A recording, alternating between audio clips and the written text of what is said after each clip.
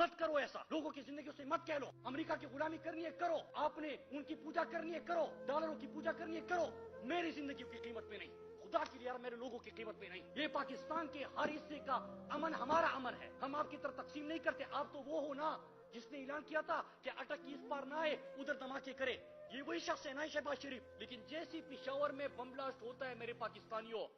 आप उन इलाकों के लोगों को क्या पैगाम दे रहे हो कि उनका खून अभी खुश्क नहीं हुआ, आप ट्वीट करना शुरू कर देते हो, टीवी प्रोग्राम शुरू हो जाते हैं कि क्या इलेक्शन हो सकते हैं कि इलेक्शन नहीं हो सकते। भाई उनको तो इत्मीनान तो दो,